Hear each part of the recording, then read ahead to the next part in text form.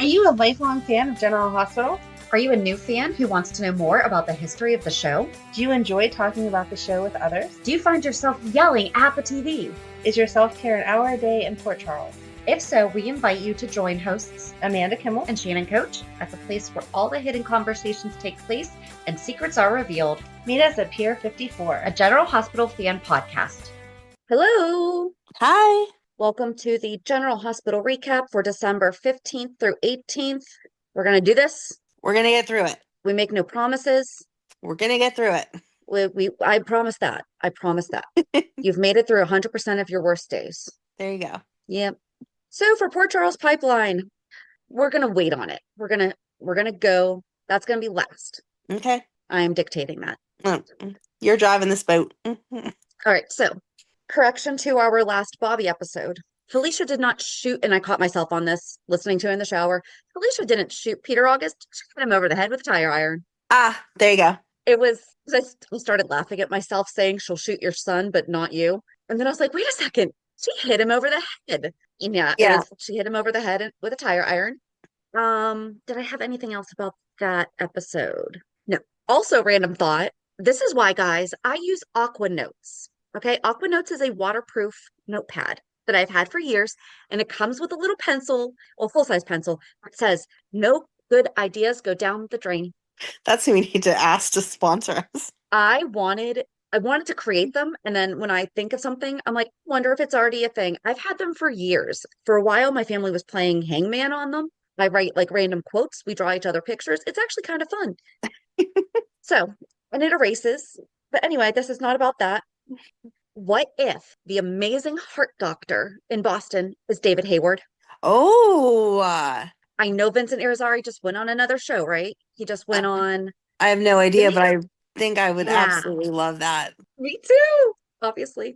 He just went on to, what is he on right now? New show. Boulevard. I thought that he just went on a new soap. Hold on a second. Brand new soap launches with old school format. This was in April. Yeah, it's Montecito. Oh, hold it. This article on Soap Hub from April says, soaps are making a huge comeback. How did we not know about this? Because we knew about Beyond the Gates. Why have we not? So Beyond the Gates premiered in February. Right. And then it says, this is good news for those who can't get enough of soap operas and storytelling. Michael Fairman teased big news on X, formerly Twitter. A new soap opera titled Montecito is in the works. But there's a twist. It will be streamed in an old school format. Since the 60s, other soaps have used audio format. Oh, so is it going to be like The Guiding Light and only be like a podcast? I mean, okay, guys. Okay, younger fans. The Guiding Light started as a radio show, which would be the equivalent of podcast today. And we talked about this, I feel like a couple years ago, about how full circle it's kind of come that now we're going back to audio. Okay, blah, blah, blah, blah, blah. The latest series features an impressive ensemble cast of Janelle Allen, Tanya Walker, that's Olivia Jerome, Amelia Marshall, Lauren B. Martin, John Driscoll, Frank Dikopoulos, Dorel Anthony, and others. And then further down, it says the cast photo featured Crystal Chappelle, Mike Manning, Rick Hurst, Emmy Rylan, okay, Kelly Thibaud. We always mispronounce her name. And Vincent Irizarry. Oh, Mark Samuel's in there too. And this has started, or it's still in the works? It has started. It premiered on April 22nd. Oh, well then, yeah, we need to take a listen. It's on YouTube. We're going to subscribe. All right, where are we? Audio soap opera. So it looked like 20-minute episodes. Oh, this looks interesting. Okay, I'm not obviously going to full deep dive into this right now, but it looks like 15, 20-minute things, like little videos. Well, because, okay, I'm trying to figure this out. All right, I'm trying to figure this out. If you guys know about this, okay, the full podcast, they've had 12 episodes. So is it like one a month? Well, no, because that would be like 2 a month would be. But yeah, it looks like it's only 20, 25 minutes. So I wonder if like each little episode is like a little snippet. Yeah. Well, obviously, if it's only 20 minutes, but then General Hospital is only like 30, 35. So but you can get a lot done in those extra 15 minutes. But either way, okay. So if that's what he's on, and if Rick Hurst is on that also, that means he could do both, is where we are going with this. Right.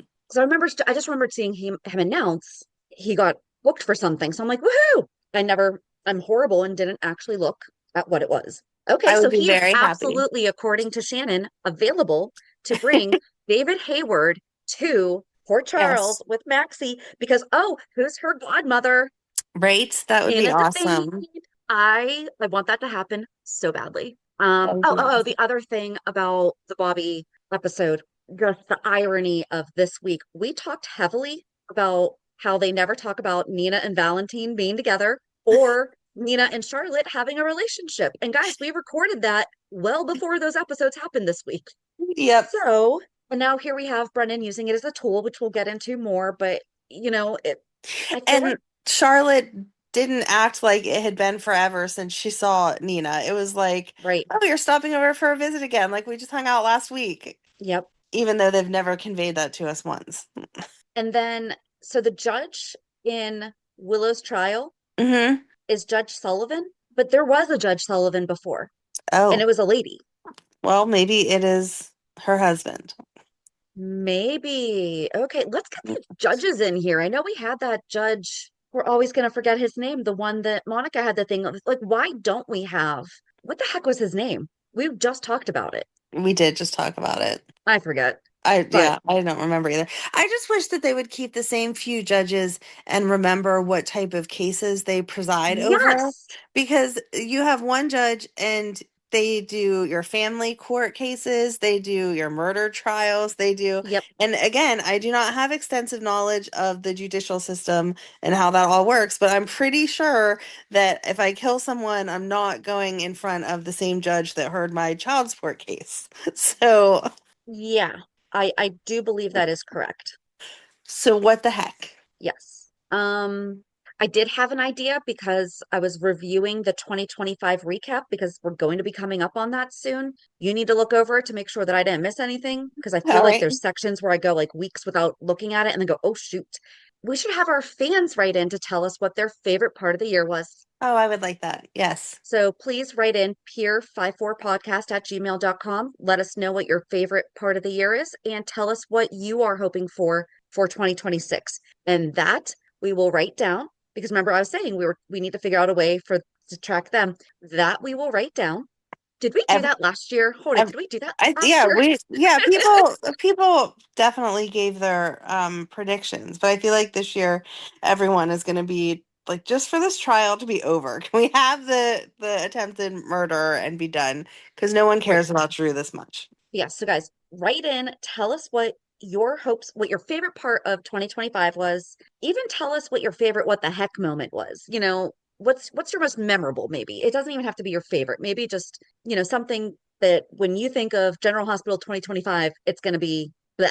And tell us what you hope for 2026. And we will include that in our annual recap.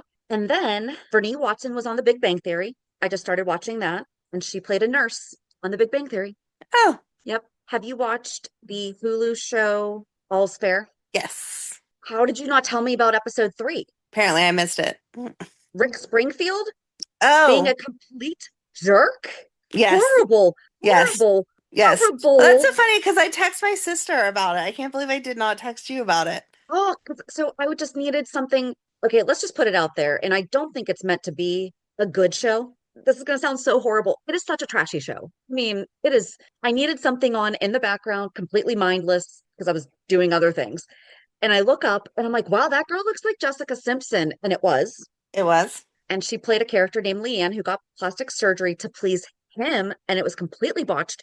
It was so weird seeing the whole episode. I am sitting there going, but Jessica Simpson, I'm going to love you forever. You're by the plane. You're not doing that to Rick Springfield. And I know she's a grown up now. So am I. I'm not 17. She's not either. But it was so weird. Yep. Like, I stopped what I was doing just to watch that episode because I'm like, he was so, so mean. He was awful. He was He was awful. horrible. He was a horribly abusive, mean, absolutely horrible. Um, I will just give the warning for that show. I know that it's rated adult, but I'm assuming I'm not the It's only beyond person. adult. All right, I was gonna say I'm assuming I'm not the only person that still there are some shows that are rated adult that I will watch and like not care that Madeline's walking past the living room to get a snack or whatever. Do Yeah. not watch that show if your No. children are anywhere around, because if you're only on episode 3, as it Oh, gets no. towards, I finished. oh, No, I you finished it, finished but it it? was episode 3 is the one that Okay, that he was he's in. on. Yeah. Yeah. Yeah. But Yeah. yeah, Well, there's even that episode, definitely you're going to have to be explaining some things. right, right. And as you get Yeah. further into the season, there's definitely more than one episode, but one episode in particular that nope, nope. It's So like Sex in the City on steroids. it is a good, like, trashy show, though. You're right. It has such a good cast. And as much Yeah. as they are so, like, beyond in their ways, I really like the fact that the basis is supposed to be women supporting women. Like, they're only taking on female clients. As someone who's been through a divorce, I kind of like that vindictiveness there of we're going to get what's ours. And Kim So Kardashian can actually act. She does a really good job. the only thing that annoys me with her in that show, and then we'll get back on GH, is her hair. Because every day she has a different hairstyle. And I'm like, I understand people with money can do this, or maybe people who are just better with doing girly things and hair things are can do this all the time. But like 1 second she has the extensions in and her hair is down to her butt.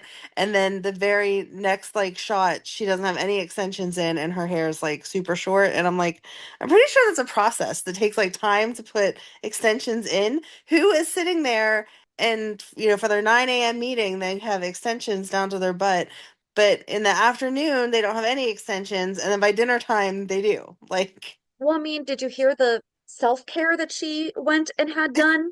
yes, Maybe she gets stuff done while she's getting that done too. Who knows? She's a maybe. time management person. Maybe. But that's the thing, like I've complained about things at GH that like this has Yeah, nothing to do with anything, but this is the thing that annoys me. That's the thing that annoys me with that show is her hair, because I'm like, realistically, if you're walking around attorneying and dealing with your personal life and whatever, you are not changing hairstyles that often. I'm sorry. true, true. Yeah, it is definitely, and we're not trying to tell you how to parent your kids, but warning. Right. Big, if you feel uncomfortable watching GH's love scenes with your children in the room, do not Right. Right. watch this. Exactly. And like GH is one of the shows where Madeline, I mean, I was Madeline's age when I was watching it. But even if it's talking about something that's a little more complicated or adult, I don't care that she's walking by, but that show was like, woof, okay, yeah, Yep, no. yep. Like I out of the had to house turn or the asleep. volume down Right, right. because of things happening. And I was just, because JD was out in the living room, and I'm like, oh God, he is going to wonder what the heck I'm watching. Okay, let's move on from that and back to GH. Uh, Did you see Chris McKenna's announcement? no. So he's going to be on State of Mind. I believe it's actually being released tomorrow. He has bipolar disorder, Oh, I did not know that. I will and absolutely listen. he was diagnosed after a manic psychotic episode. There's an article in People magazine online also that, and the picture is of him being a guest on State of Mind. So yeah, That should be I just super saw it this interesting. morning. Yeah, I just saw it this morning. So Okay. Yeah, I had not played on my phone for more than a minute before we jumped on, so. yeah, it just says in People's exclusive first look at McKenna's appearance on Maurice Bernard's State of Mind podcast, the actor shared that COVID lockdowns did a number on my mental health. I totally understand that one. COVID lockdown triggered a mental health crisis for him, and he was hospitalized. And it was after treatment that doctors determined he had bipolar. I finally got my diagnosis that I needed my whole life. Mm. And that's the thing. COVID might have brought it to the boiling point. Right. But you've had it. It didn't There, develop yeah. You've because just of figured out how to manage to this point. right. And then COVID, like I said, the boiling point where it was just too much and we have to learn how to manage the next level of it. So, Well, good for him. I can't wait to listen to it. yeah. Okay. We avoided as long as We're we gonna read can. emails first. We're gonna read emails first. Okay. Guys, avoidance is my coping skill Me too. today. Okay. Our girl keeps writing in more SORAS characters. Love you. Mwah, mwah, mwah. Perfect. Yes. So we're just gonna ignore that. Okay, so we have from Kristina. The subject line is a very Pier 54 moment. Aw. I love this. I don't know why. Hi, ladies. It's Kristina, your loyal Boston listener correspondent. Kristina, the next time I go to Boston, I want to meet you. I had a very meta moment last week. I was listening to your podcast on an early Tuesday morning as I drove through the underwater tunnel from Boston to the airport. Don't worry, I didn't hold my breath this time. As I was listening to the episode, I kept thinking, what does SORAS mean? SORAS? SARAS? How do I spell that? Is it an acronym for something? You keep saying this particular term when you talk about the kids aging up. I've been watching soaps for about the same length of time as both of you, so I'm not sure how I've never heard this term. Sorry if this is a dumb question. It was so early, maybe I missed the term being explained. It never occurred to me that someone might not know what that term is, so I apologize that we have Right. not. SORAS is the soap term for soap opera rapid aging syndrome. And so that is when the kids go from 5 to 15. Or, you know what, though? There's not even a name for when they switch characters, like when they switch actors. No. Let's find out. That's what the acronym is. So it is SORAS, soap opera. And according to Wikipedia, it's the practice of accelerating the age of a television or film character, usually a child or teenager, in conflict with the timeline of a series or real world progression of time. This allows, for instance, storylines around a pregnancy and birth to be relatively quickly followed by storylines around the travails of that child as a young teen or adult. This usually is accompanied by recasting of the actor playing the part, although in some cases the character is not shown on screen, only mentioned until after they have been rapidly aged. So this happens obviously a lot. Yeah. But I do believe Robin Scorpio, at least this was what I grew up hearing, was that Robin Scorpio is the only character to not be SORASed. Right. Let's see if there's have other soap opera characters that have not been SORASed. Well, we're not counting adults. Right. Oh, Star Manning. Kristen Alderson played Star from childhood to young adult, aging naturally without a major recast, which is unusual for the genre. Mm-hmm. They seriously don't mention Robin Scorpio, though. Which is ridiculous. But there is de-Sorasing also. Oh. Which I guess we do see that because we've said that a few times, like with Lucky, about how his birthday has changed a few times. So has Right. Nicholas's. So Erica Kane, her birth year was changed several times to effectively make her younger, even as actress Susan Lucci aged in real life. Justice Ward, the character's age was adjusted across different actors playing him. I wish I could do that in real life. I know. Robin Scorpio. We're just going to find this out. Oh, I guess we would count Emily Quartermain. Didn't See, they? this is wrong. The internet is wrong here. It says Lucky Spencer. Yes, he was. He should not exist. I feel like that makes it SORAS. Right. He should not exist at the age that he is. Right. Because Luke died the next year. Mm-hmm. 2 years later, 83 is when Luke died. Right. And then Laura Spencer, yes, she was. Yeah. Okay, but Wikipedia does say Robin is also famous in the soap community for having been one of the few long-term soap characters to age in real time, not SORASed like most other child actors. So to be fair, though, we just never looked this up again because when we started watching, Robin was mostly a teen. I mean, I know that you started like paying attention a little bit more when Robin was a kid, but like you didn't start watching until Robin was a teen. Right. Kristen Alderson would have been about our age. And I didn't watch One Life to Live, so there's that. But I just remember being in high school and like right after high school, knowing that Robin was one of the only characters that had never been aged up, that they had allowed her to be 5 and then grow up to be 20. Right. So I just never paid attention, I guess, after that to see if anyone else. But Kristina, thank you. And to those who also did not know, so sorry. Yeah, I never occurred happy to me. holidays. Happy holidays. Looking forward to your year-end recap. Kristina, write in about yours. Can we add a new category, characters that came back from the dead or came back from being off screen? We do. We have that in the recap. I actually think that it is came back from the dead. Yeah, that's what it's listed as. Yeah, because we have came back and then we have came back from the dead. Right. It's 2 different.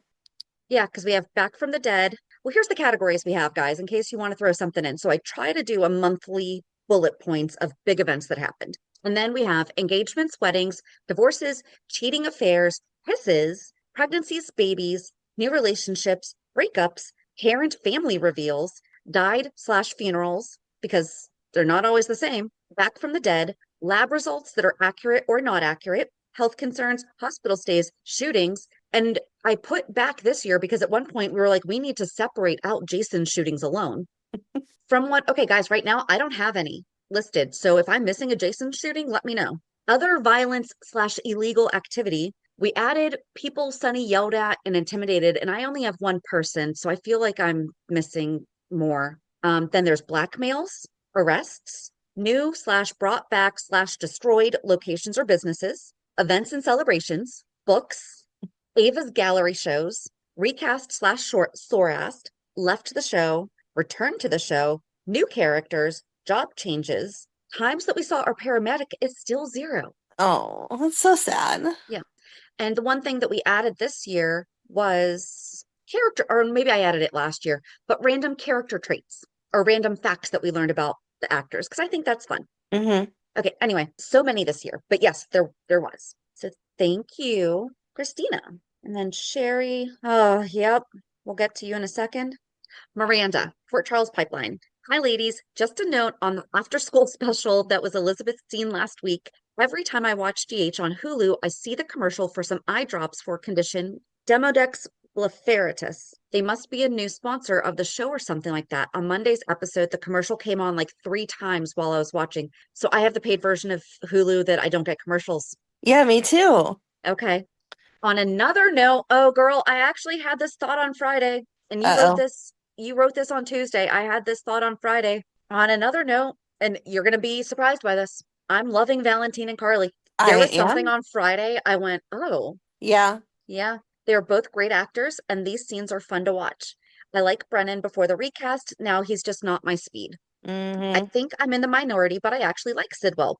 I think that I said that though. I'm like, I like him. I think he's fun, but I mean, he's obviously not a nice guy. I don't understand what he's doing yet, but I think he's a good actor. Yes, absolutely. And I'm definitely intrigued about where the story is going. I think his whole vibe just works for that mysterious character. Maybe he's related to Faison somehow. That would be an interesting angle. I had said that a couple weeks ago. I think he's Faison's brother. Yeah.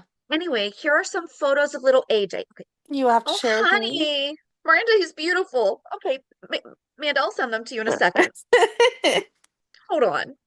Well, I'm glad you're crying over something happy instead of sad already. No, but then her next line is, hoping they might bring some light since we're all sad Tony Geary passed. Oh.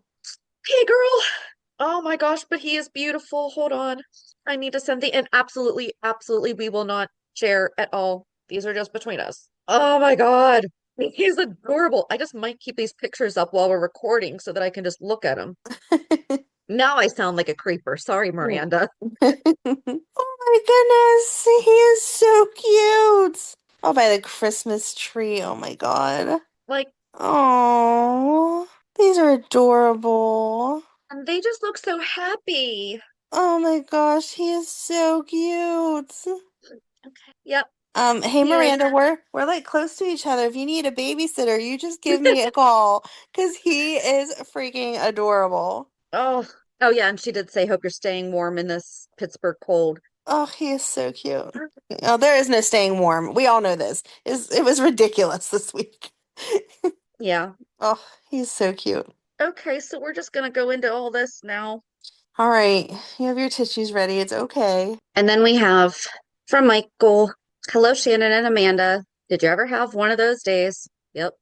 This morning I woke up to the news of Rob Reiner's murder. That's what I went to bed to Sunday night. My husband was brushing his teeth and came in with his phone and like phone around the mouth. Oh my gosh. And I'm just like, I know, but like he just, yeah. I look forward to your recap every week. And the past 2 weeks have been so good episode storyline wise that I couldn't wait for the two of you to share your takes on the weeks. Thank you. Aww. As usual, today was a great recap and it gets me pumped for the week ahead. Then after school, I teach 5th grade. Aww. Good for you. I checked my newsfeed and saw that Anthony Geary had passed. It's particularly painful for me because I was 12 or so when I started watching Luke and Laura and the left-hand boy statue storyline. I was seriously hooked and have remained so over the decades, coming on and out of the show like so many others, depending on what life is throwing at me. I remember seeing Anthony in UHF, and that's a Weird Al Yankovic film, or Yick, Weird Al Yankovic, or Itch. I think it's Ick. Sorry. And and thinking he had a good career outside of GH. But every time he returned, I was so thankful. I didn't like the whole Bill Eckert period, but it introduced other interesting characters, so I roughed it out. Somewhere in the deep recess of my mind, I thought maybe he would return again. I am rambling, apologies. Losing Reiner and Geary is like losing a big part of your childhood. Meathead, The Princess Bride, Luke, it's so disappointing. I don't really have any contemporaries that I can share these memories and losses with. Hmm. I feel you get it. Losing Jackie and the actress that played Monica was really tragic. I guess because we watched them play out their pretend lives every day, year after year, the lines of real and pretend get blurred. Today was a really bad double whammy. These are some crazy talented people and they will be missed. I honor their work and them for being and thank them for being the tremendous joy that they gave me. Nope. And thank them for the tremendous joy they gave me. Sorry, I can't read. So much entertainment. Watch those old episodes of Mayor Luke Spencer just before Laura is discovered. It cannot get better than that. Classic. Inconceivable. Best regards, Michael. So if somehow you did not hear this week, we lost Anthony Geary. And Amanda called me crying. That was the worst phone call. That was the worst phone call because you were just like not rambling like it was nonsense, but rambling on about the normal stuff that we go back and forth for podcast stuff about. And then as I was flipping back and forth between your text and just my normal playing on my phone, it popped up on Facebook and I was like, oh crap, there's no way that she saw this and she's still just rambling on about everything. And I can't text it, so I have to call. No, thank you. Yeah, So, I mean, that's our rule with each other. You've unfortunately had to call me several times also, but that one was, I feel like his email says, just different actors hit you differently. Obviously not happy to see anyone go, but I don't know. Luke was supposed to be around forever, even if we weren't seeing him on screen. it just goes back to my whole, I'm just gonna say it, being pissed off about the fact that they kill actors, characters off before they should. Right. Luke Right. was There's in no, Amsterdam. Was it hurting anybody? And I understand maybe part of it was so that we got Tracy back, but because she wouldn't have left him. But and I love Jane Elliott, so like I'm so thankful that we have her. but they could have had him kidnapped or something and Yeah, missing for just years on forever, end. forever. So, Yep. And then I I had mean, just been in therapy and it right. was a good session, but like sometimes you have good sessions and you're energized, sometimes you have good sessions and you're just like a little bit tired. And I had some stuff that was going on, so I was like a little bit tired. It was literally a half hour after I'd finished and then I was preparing for something else when you called. But yeah, Amanda was crying too, as she Of was telling course. me, and I don't think either of us breathed for a minute or two. Right. It does make me feel better though that people can like know that they can email us with their feelings because there's not as many people that I are watching soaps. Obviously by the numbers, there are just as many fans as there's ever been, but in day-to-day life it doesn't seem to come up as much as it used Right. to have those conversations with people. So, So yeah, I hate that that actually kind of segues into what this upcoming 411 is. It will be the final Bobbie. Bobbie's 16. It's going to be when Luke passes away and then when Bobbie passes away. So yay. I'm sorry. I'm sorry that the timing works out that way. I mean, you did not plan that. No, but I know it's going to be a hard one to get through. Like we were already anticipating going back over Bobbie's death was not going to be a fun time, but the fact that Nope. Luke's killed off in there too. So Amanda's going to be the only one reading. I'm just going to sit here and cry. I feel like that's a fair trade-off. We could absolutely do that. I I'll just do it. I know, but you already but I know you told me you already separated it, taking my emotions into account, so I appreciate that. we'll have to double check when Luke is though, because I don't know the way it falls that there's a way to not have you read any of it. Oh yeah, that's right, because you had that separated before. Yeah. All right, we will So, figure it out. And or I mean, if it gets too we'll difficult, I just can take mention that we over. recorded it after Anthony Geary died. Like, Right. Yeah. All right. Are there any other ones that we need to get through? no, Okay. you guys had a busy week writing into us. I mean, obviously, there's a lot of other things happening too. And I apparently caught a bunch of people and had random thoughts all throughout the week. So, did you have anything that you wanted to share in the Port Charles pipeline? No, I am happy not having information because I feel like when I have it, it's not good. Well, you already gave me your not good information. So, Exactly. That's it does nothing happen to be else. not good information that we're sharing with the world. Yes. guys, so we just said that we're gonna do Bobbie, the ending of Bobbie, and we knew it, but we weren't really thinking about it, that it was actually going to be released on Christmas Day. And we don't want to ruin that holiday for anyone, whatever you celebrate. Especially where we just lost Anthony Geary. I feel like that'd be a little bit extra sad. And so during reality check, we kind of hashed out that we're going to postpone Bobbie's last episode because then also it's actually going to coincide with when they had her pass on the show, when they said that she passed, would be New Year's Day. Because I think that they actually said it on January 2nd. So the first Thursday of the new year. Sorry, we're going to kick off the new year like that, but Right. that's what ABC did to us. So don't blame Yeah. us. But yeah, so we're thinking we're going to re-release our first Christmas show, but we're going to take a look at a few other ones. So Thursday's episode is going to be a surprise now, but we just want to make sure that you do tune in if you need a little bit of lightheartedness on your travels. Don't be scared to listen to the show. Oh, that's perfect. Don't be scared. Yeah. Merry Christmas. We're not going to ruin yours. Yes, exactly. But now on to the recap. All right, so Hulu headlines. On Monday, Valentine offers reassurance. Brennan and Jocelyn put their heads together. Dante opens up to Nathan. Sunny and Rick meet with Justine. Emma seeks advice. On Tuesday, Michael has a testy encounter with Drew and Willow. Nina calls in a favor. Rocco issues an ultimatum to Dante. Charlotte makes a confession. An eavesdropper hits pay dirt. We still don't know who that is. It's Right? that's gonna have no, that's gonna it was Martin. At the mansion? Yeah, Martin called Drew to say give back Tracy's stuff, and Drew said, I need you to do me a favor, like lurk around the house. So it was Martin. I guess we didn't technically see that it was Martin, but it was Martin. Okay. I was gonna say, I'm like, I know that I kind of spaced out on a lot of stuff this week, but Yeah, I mean, I'm not gonna lie, I had a really hard time watching this week. Like it was just showed the door cracked. You did yeah. not see who was looking through the Okay, door. so it was not But actually revealed, but your it was prediction is. Okay. yeah, like it just the way the storyline was going, it only makes sense that it was Martin because he was already on the property. He didn't leave. He just started How stalking long have around you the been a fan of house. the show? No, if they make it somebody else, I'm gonna be so annoyed. Like, come on. Right. On Wednesday, Carly and Nina have a frosty run-in. Isaiah makes Portia a tempting offer. Lulu unleashes her anger. Britt is disappointed, and Michael defends himself. On Thursday, Brennan confides in Carly. Nathan backs up Lulu. Jason seeks out Jocelyn, and Nina is in the hot seat. And then on Friday, Chase makes a pair of arrests. Valentine and Carly debate. Jason issues a warning. Joss makes a resolution, and Isaiah supports Portia. I have just talked, so what do you want to talk about? I just want to remind everyone that we are not doing Lulu with Nathan. No, especially not after they just had the conversation of him saying, or Lulu saying to Brennan, my best friend, and this is her husband. Right.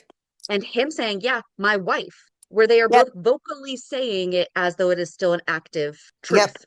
But at the same time, she's like, oh, Nathan, you're so good at listening. Oh, Nathan, you're such a strong protector. No, Give the background of the whole thing. like, no, I'm overly annoyed with all of it. So we see, as continued from last week, Charlotte needs to have protection. Not really protection. They're just hoping that her father goes to her so that they can go ahead and arrest Valentine.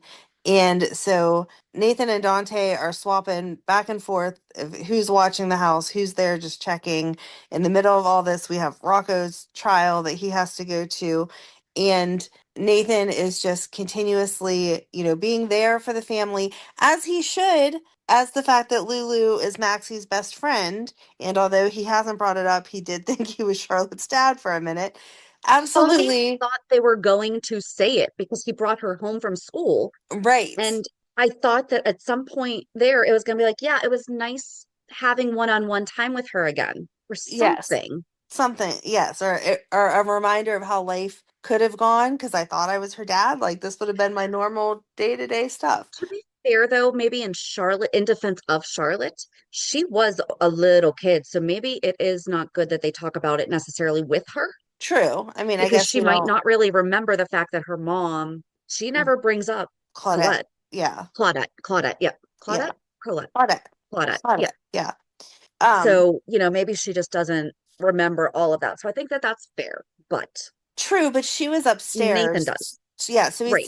we see Nathan after Lulu has gone and taken notes at Willow's trial and comes in the door with Nathan, and Charlotte immediately runs upstairs, and Lulu is thanking him for picking Charlotte up, and she says, like, I know she has a car and her license and whatever, but I just don't feel comfortable.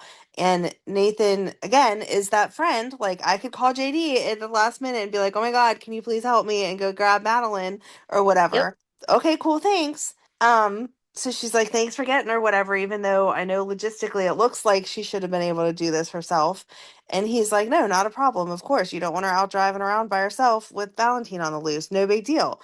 And then Brennan shows up and basically tries to order him out of the house. And Lulu's like, yeah, this is my house and you can't tell me what to do.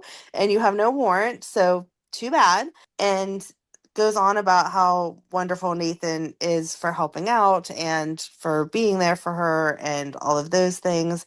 And he threatens to take Lulu into custody. And she's like, that's fine. Let me just call my mom, the mayor, and let's me. Well, no, she told Nathan, the cop detective, to call her mother, the mayor, and her husband, the current sitting commissioner. Yes.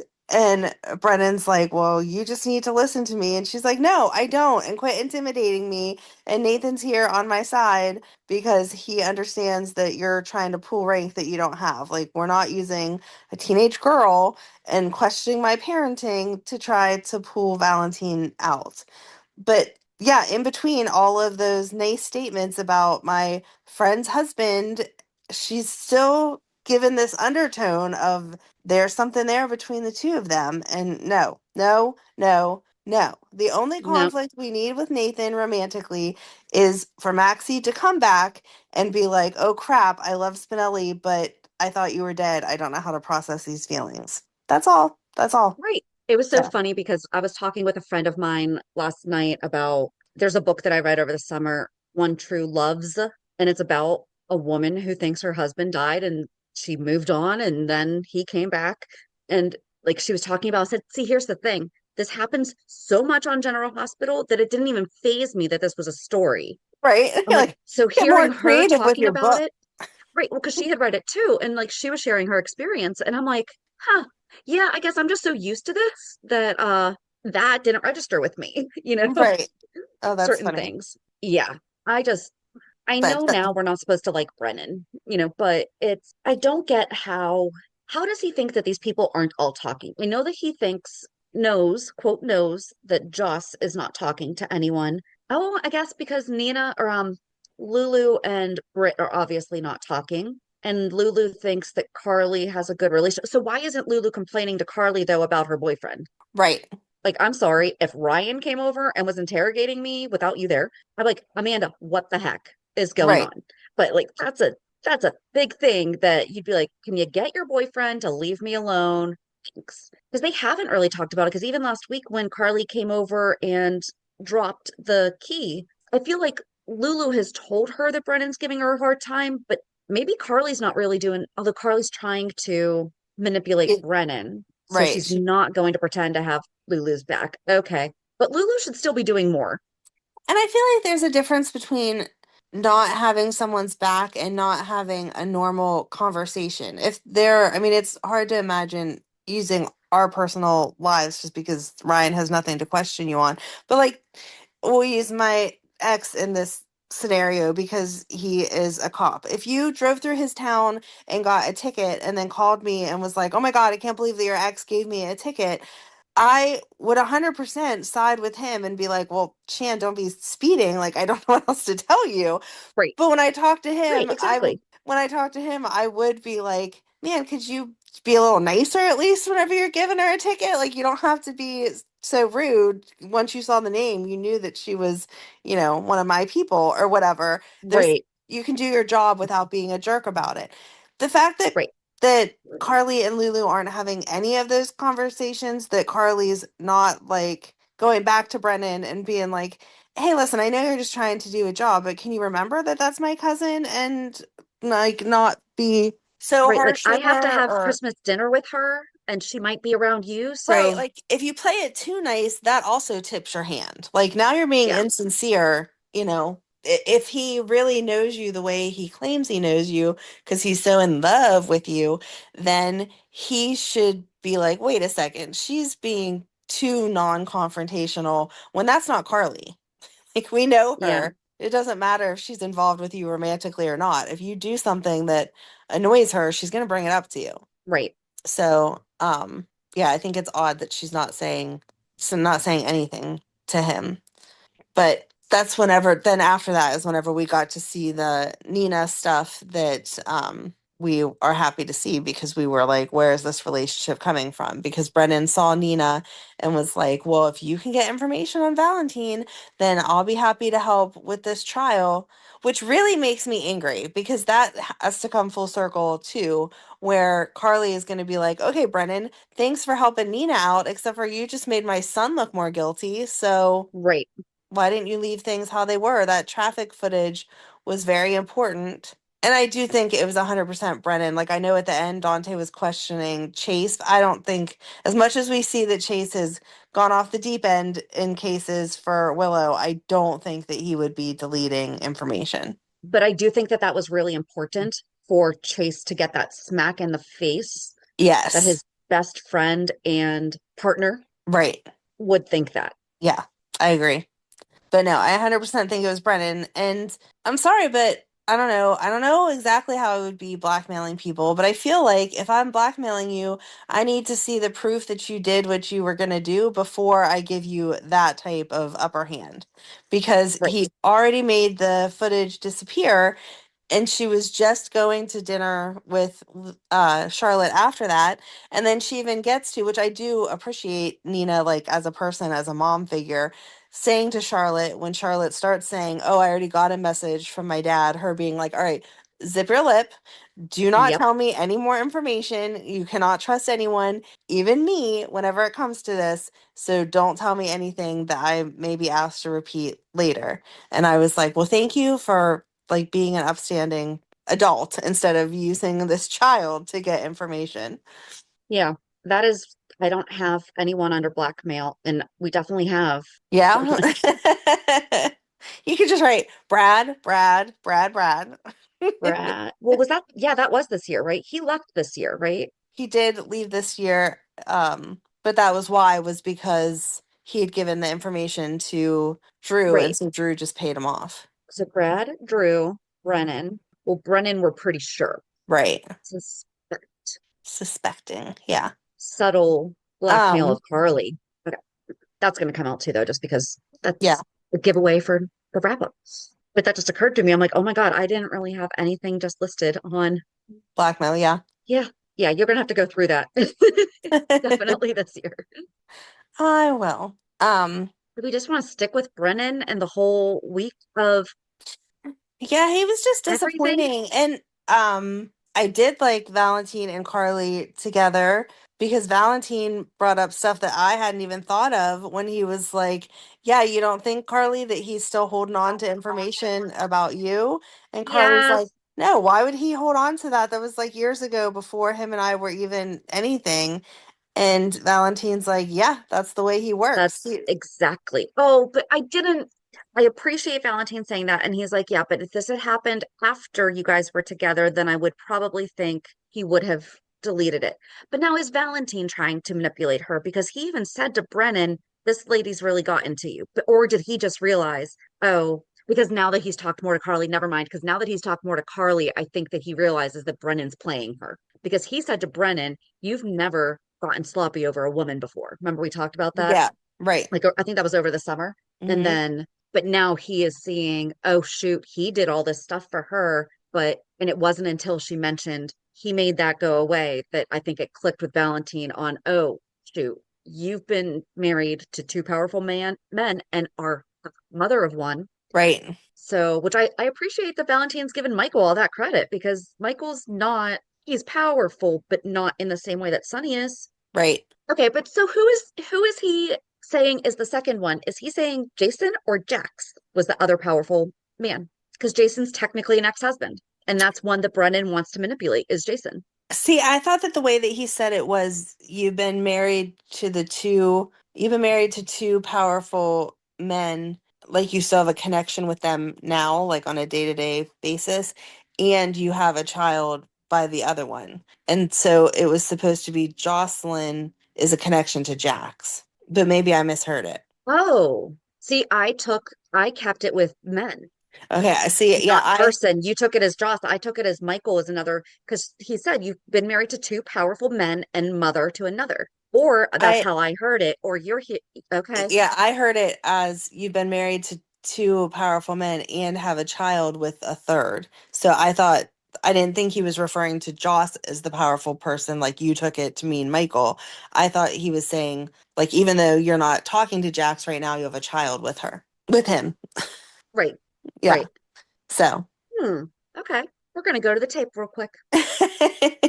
roll it. Just because now I'm curious because I'm like, Who misheard or who mistook oh, no, it? because I feel like it's the interesting thing about language is Well, and also the fact that we both admitted that as we're watching, we're folding laundry sometimes. We have people in and out, whatever. So it could have just been one word off that you took it one way and I took it another. right. It makes me hate him even more. Hold on. We might be after. Oh, here's Charlotte talking to Nina. I mean, I had you and Rocco, but now, and this is where she stops and says, "You can't even trust me." Oh, I did like when Valentine called her out. He's like, "I can't trust you. You hesitated, and that's doubt." Right. See, but here's the thing. I watch Valentine. Of course you do.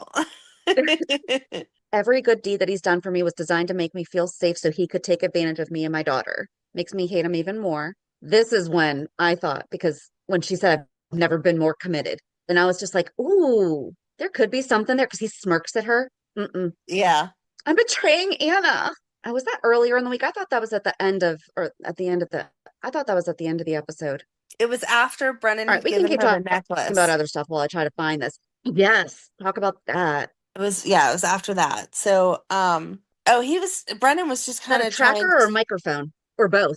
I figured tracker. Okay. Could also I be a don't microphone.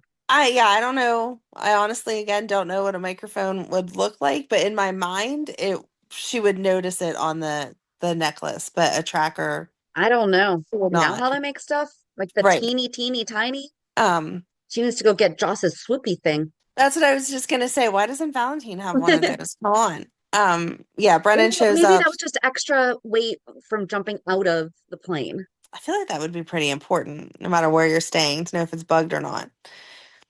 But Brennan shows up and questions her on, you haven't been at work for the past few days. Like, what's going on? And she's like, oh, I just had stuff around the house.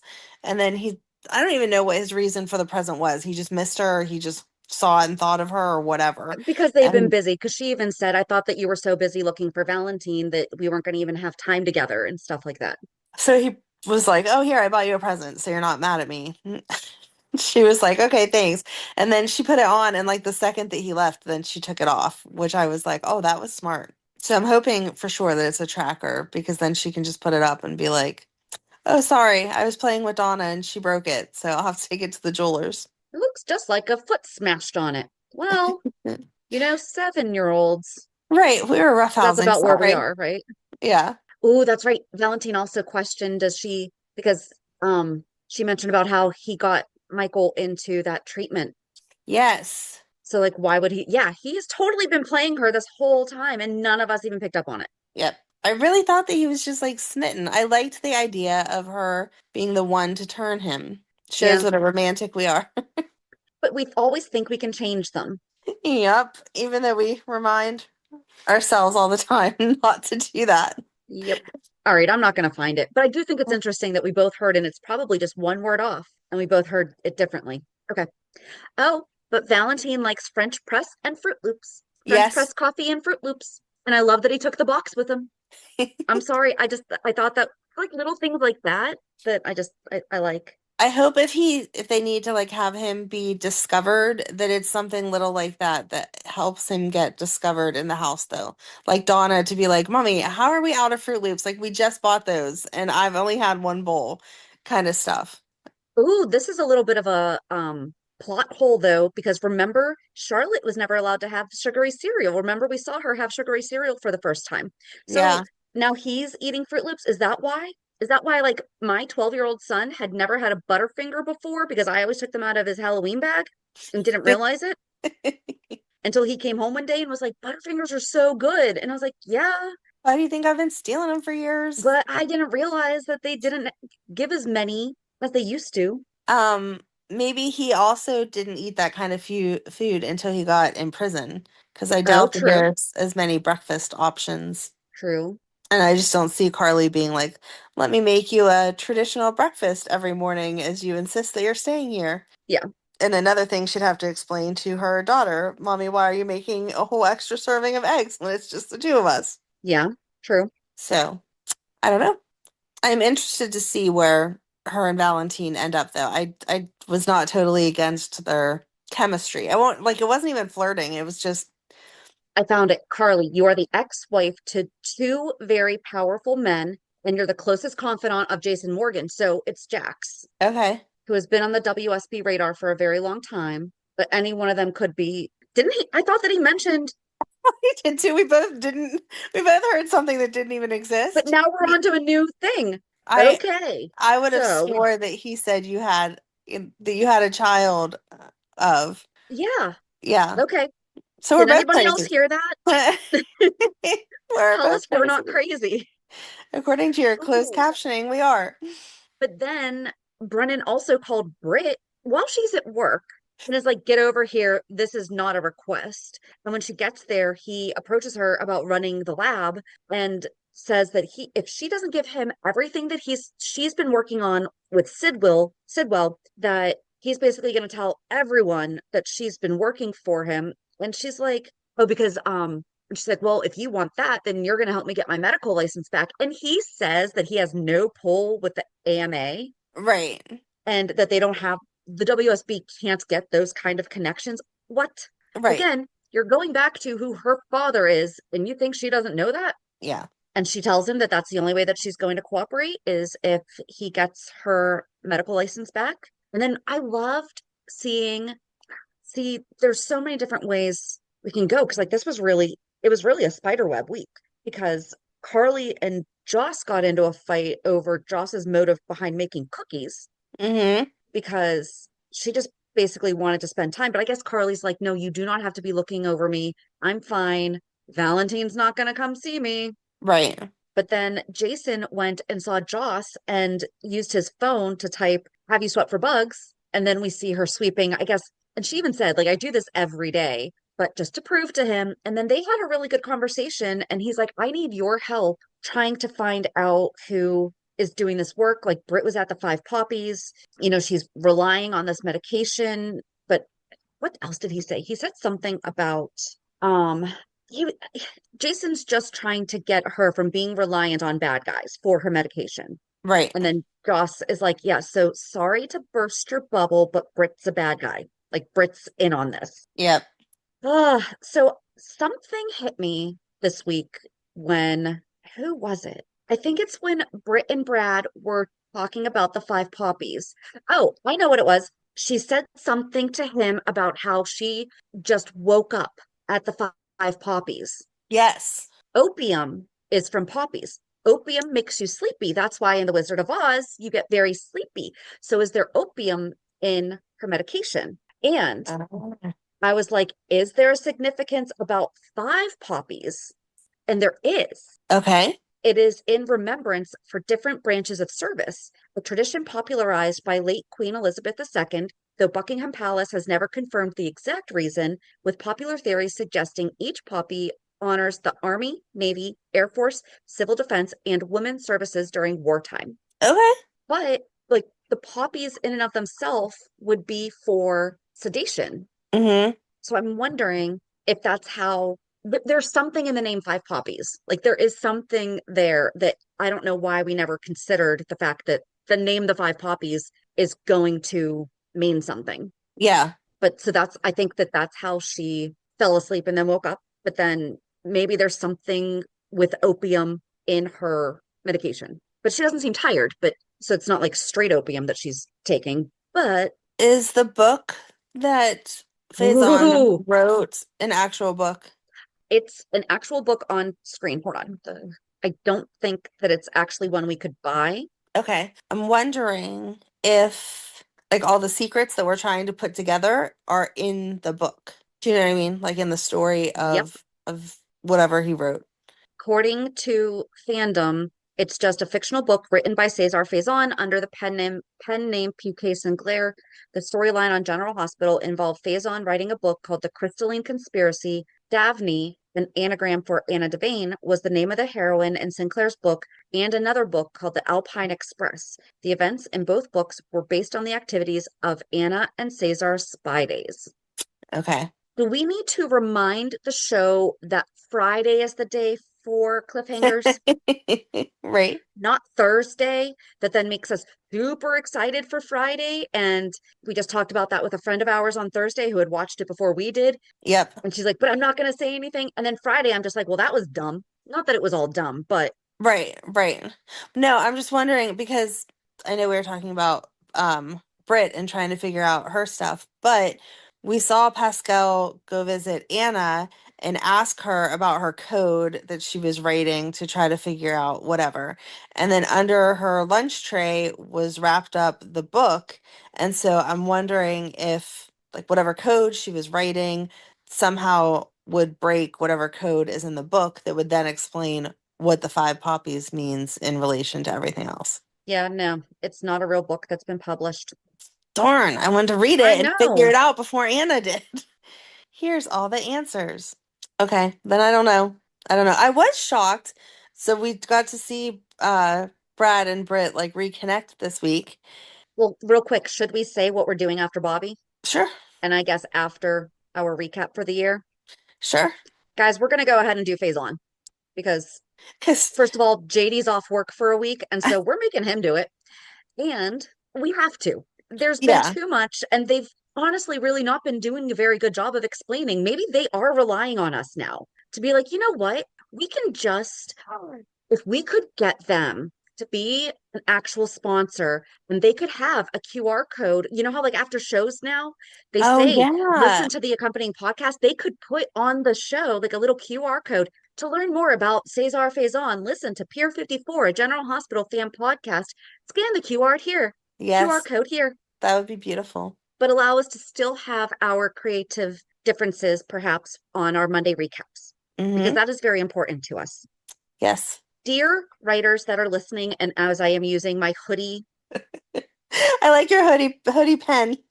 yes, my microphone, it's my hoodie microphone. I'm using the strap, my string to my hoodie as a microphone. That would be a cool thing. That would be very cool. We would have to discuss some kind of a, agreement, but you already know that we're willing to put in 711 episodes into this thing, so we are dedicated. Right. 53 of them were lucky, or 52. It was 52 was lucky because we actually did just do a full year. Yep. Anyway, yes, Britt and Brad. Yes, we get to see Britt and Brad reconnect, and then they decide to go out to dinner. And he makes a comment about losing some of his money, but you just assume that, if most people, I think, if they got a windfall, would splurge a little in the beginning with some of the money or whatever. And then they go out to dinner and they're ordering the most ridiculous things off the menu. The bill comes, they said it was over $2,000 for two Listen, I people. Googled how you and I could have a night out for $2,000 in Pittsburgh, and it's like Insane, I'm sure. insane. Insane. $2,000? I'm sorry. I know that I do not have like a very refined palate. I do not eat at these crazy places, but there is not a meal in the world that I could think was worth $2,000. That's insane. Well, I mean, they are using the gold flakes in the desserts, Well, that which $2,000 was before that serendipity, though. well, right, but this like serendipity has that $1,000 ice cream sundae because it has the gold flakes. Yeah. Insane. Then the bill comes and she's like, "All right, Brad, here you go." And he's like, "No, no, that's on you." And she's like, "What are you talking about? You got all this money." And he's like, "No, I told you I hooked up with this model boyfriend and he's blew all my money. I have a few credit cards with like $10 on them." And then she's like, "Well, I'm not a doctor, so no, I don't have that kind of money." I understand that she doesn't want to take money from Jason, but I find it hard to No, believe thank you. that Jason has not said to her, okay, listen, you don't have to ever use it, but here is a card for an emergency situation that you have just in case. If you don't ever use it, that's beautiful, but here it is until you get back on your feet.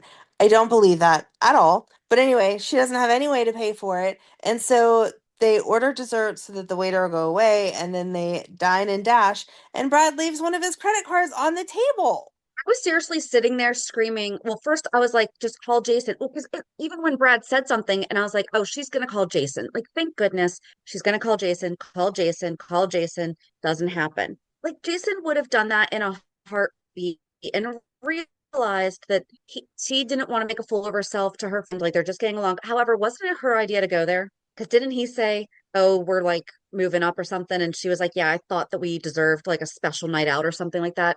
Yes, yes. Then it's on her to pay. Yep, she was the If one it that was her invited. idea, it's on her. Unless it's when you and I go out to dinner, I feel like it's already pre-assumed we're splitting, like we're each paying our Right. part. Unless you start ordering bottles of champagne and whatever. But Right. then I would stop you and be like, I'm so sorry, waiter. This is very rude to say in front of you. But Shan, you paying for this? Because I do not have that. Listen, I say to my kids when they're like, well, I want this. And I'm like, cool, you paying? Right, right, exactly. You want appetizer and dessert? You better have brought your wallet because I'll only cover one of those. Yeah. So yeah. So I'm sorry. It was on Brit. If we are both remembering correctly, and now I am questioning our recall, but I thought that she was the one who said, yeah, I thought that we could you like we deserve Well, this. And I think she said we deserve a dinner. I think that he picked the place because didn't she say to him, like, good call on picking here instead of the Metro Court? And he was like, yeah. And then they talked about how the wait staff was hotter there and all of that stuff. But when then, okay. Well, it comes down to whoever's idea it was to go there, if not predetermined. I mean, I Okay, feel like also that though, is a gray line though, because she was going to no order, offense, what kind of friend automatically assumes the other friend is paying? Like right? when you and I go out to dinner, neither of us assume just because you asked me to go out to dinner that you're paying. Like I don't feel like that's an assumption. No, That's a the when assumption friends go is out to dinner, unless it's a birthday. right. My assumption is always that we're paying for ourselves and that's it. Yeah. Like, I'm not Unless I offering to say, pay for Amanda, I you. want to take you out for your birthday. Right, right. But yeah, on a random Tuesday, just because we deserve it, I'm not dropping $2,000 on dinner, and I sure as heck am not expecting you to cover the entire bill. So, No. but anyway, And they can bottom wash line is dishes. you should never, ever, ever, ever dash and dine. But if you are going to be that stupid, at least be smart enough not to leave something with your name on the table.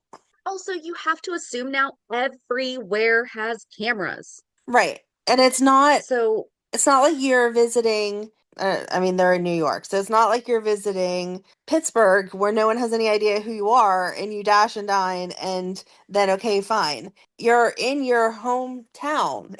Like it would be the same as I us like this ordering place, Brad. 20 Good pizzas. choice.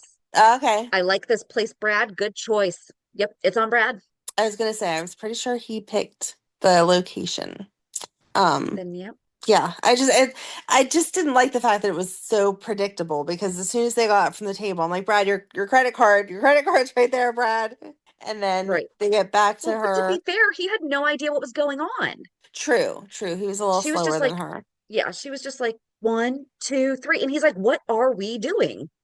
Like, we're just counting. Right. Just making sure. Um, but yeah, then they get back to her room and he's like, well, how are you affording this then? And she's like, oh, I have friends. And I'm like, exactly. You have a friend that would rather lend you $2,000 than see you in jail. Because who do you think is going to bail you out of jail? And you're trying to get your medical license back. Do you really think it looks great that you're dining and dashing? That's the first thing. So it would have been one thing if the whole idea had been Brad's idea to dine and dash, because then she would have been like, what the heck? I'm trying to get my medical license back. I'm trying to get my life back together. What did you just do? And instead, it was her idea. I don't know. Mm-hmm. I don't feel like Brit's that dumb, even No. after all that alcohol. Like, I really don't, because I really think at the core of it, like you said, she wants to get her license back. So she's not going to do anything to mess that up. Right. But as they're talking, well, I was surprised. I was going to say, I was surprised at their dinner. She was so open with him because she was like, yeah, I was dead. And then I Yes. woke up and then I had to work for them and I got my medicine. And I was like, are you maybe putting Brad at risk that he has all this information all of a sudden? And poor Brad is like, wait, isn't that Lucas's new boyfriend's dad that Lucas is living there? Like, this sounds dangerous. Yep. And then they leave, they go back to the room, and he says, how are you affording this? And she says, oh, I have, at least one person that still likes me or whatever.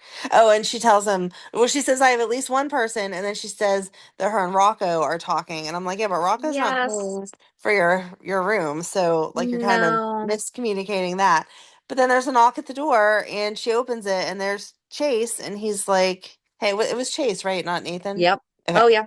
Yep. Um, Oh, that Chase. would have been so. Why That didn't we see that? yeah, I would have liked Nathan better, but I was making Oh, sure that I saw what I saw because now I'm questioning I myself. know. Now we're questioning everything, guys. I don't know if we can do this anymore. We don't even know what we're talking about. I do feel like Monday happened, and then I was like, I can't, my brain can't focus on GH. I Um, tried to watch Monday and I turned it on for a second. I went, no, yeah, I did the same thing. I didn't actually start watching anything until Wednesday because I was like, okay, my same. brain, I think, can start taking this now. Yep. But anyway, and he's like, you know why I'm here. And then Brad says something and he's like, oh, great, saves me a trip. So you're both under arrest, whatever. And I thought, this is so dumb. Like, I've loved the Britt and Brad shenanigans and them talking about, watching another award ceremony and gossiping and all of that stuff. But getting arrested together, like, again, I love you, but I don't want to go to jail with you. I'm sorry. I mean, I feel like we'd have a good time, I mean, if but I have to go to jail, you would be, in my top few picks, but I would also really I like would to prefer to just not. avoid that. Right. Can we have $100 dinner somewhere instead Yes, and pay for it and not go to jail? Please. I'd exactly. enjoy that more. Exactly. Oh, but speaking of Rocco, Britt responded to Rocco's text that he sent her of that his talking with Turner. Oh, so before that, they went to talk to Turner in Robert's office that we have Right? not even had him pass Yep. and her become the official DA, and we've already given away his office.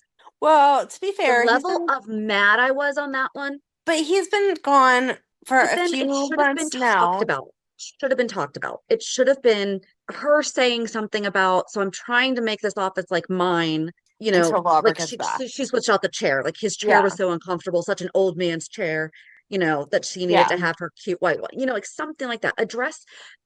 Get us slowly in there, the same way that, Laura dropped whenever Monica died. Oh, my mom's sick, she couldn't come. Guess Right. what? That's kind of setting us up for Right. Leslie dying. Like we could have done the same thing with Turner's taking over. I just feel like that was just like okay, guys, I guess you ripped off the Band-Aid for us, so thanks. But I ignored half the beginning of that just because I was sitting there going, seriously.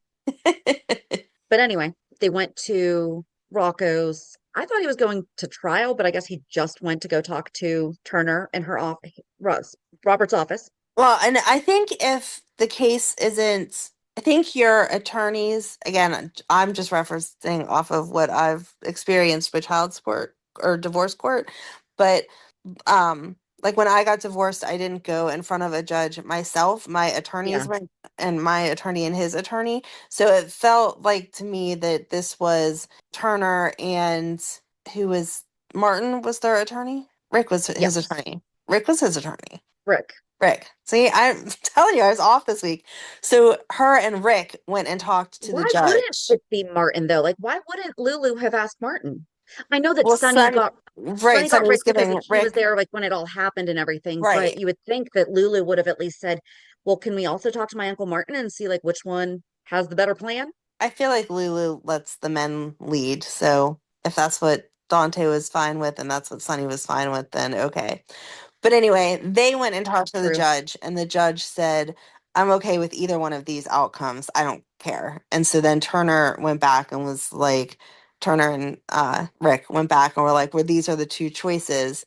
And then they were like, well, who gets to decide? And Rick was like, it's up to Turner. So he did go to court. He just didn't go in front of the judge. He sent his Right. representation. And then he had a heartfelt conversation about how he was just trying to do what was right with the animals. He wasn't trying to hurt anyone and he didn't mess with Dalton stuff, whatever. And then she got to play it off like she was doing a favor for Sunny, as she had talked about with Molly last week, and was like, okay, I'm fine with the community service.